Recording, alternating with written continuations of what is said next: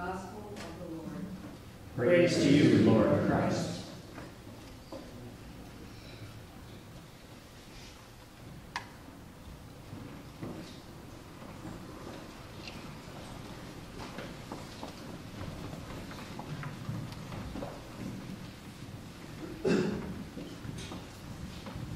Let the words of my mouth and the meditation of my heart be always acceptable in your sight, O Lord, my strength and my Redeemer. Amen.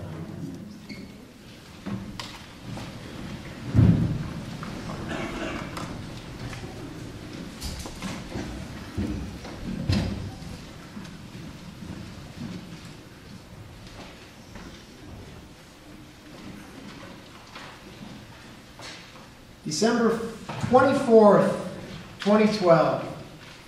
Dear Santa, it's been a lot of years since I've written you a letter. A lot of years. But I felt like I wanted to do it this year. To be honest with you, I feel like talking to you a little more than to God right now. You make things easy. You laugh all the time and you give gifts to everybody. When I was a little boy, they told me that you only brought gifts to the nice kids. But I knew better. You love all kids, even when we're not on our best behavior. It's been a tough year, as I'm sure you know. I can hardly watch the news anymore. It's been horrible. So many of us are in mourning this Christmas because of the loss of little children and teachers from a town in Connecticut. And it's not just the world and the national news. People I know are having a hard time. People I know are getting sick or frail or in trouble. People I know are losing their jobs. People I know live in poverty. When I was a kid, I could write to you and ask for anything, and you were supposed to fix it all and bring everybody presents. As I got older, I learned about the true meaning of Christmas. It's about the birth of Jesus. And the more I learned about the Christ child, the more complicated things got. Santa, you know he wasn't born in a comfortable home like I was. And there were no stockings hung by any fire for him.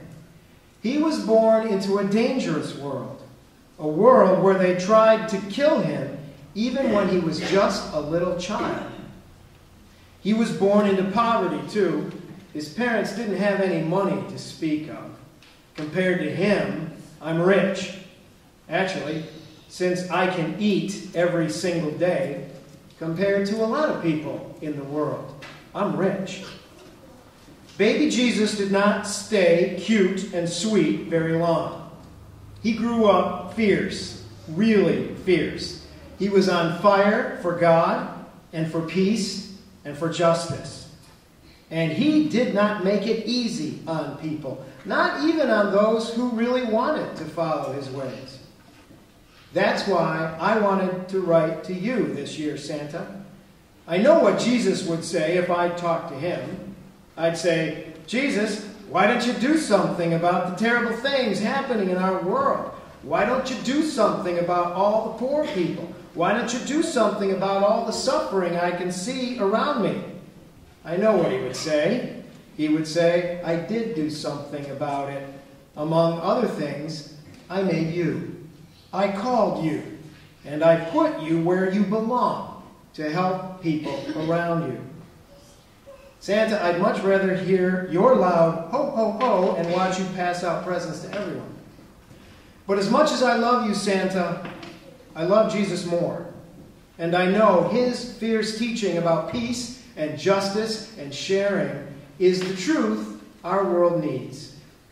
I guess I'm writing to you because I'm procrastinating. I'm trying to avoid dealing with Jesus as long as I can because I know what he'll say. He'll look at me with those soft brown eyes of his, and those eyes will be full of love, but also fire. He's going to expect me not just to talk about Christmas, but to do something about it. He's going to expect gifts. Gifts not to him, but to people around me. Gifts of food to the hungry. Gifts of money to the needy. Gifts of time and attention to the people I care about. The thing is, I know he's right. None of it is easy, but it's right. So here's the thing, Santa. Here's what I want you to put in my stocking this year. Put my foot in there and give me a nudge and get me walking on the way. Give me strength to walk the way of Jesus, that little baby whose birth we celebrate this night. He's not what we expect. Sometimes he's not even what we want. But he is good, he is joy, and he is peace. And deep down inside my soul, I know he's the gift I really need. Thanks for listening, Santa. Merry Christmas. I hope you get to take some time off work after the holidays. Love, Mark.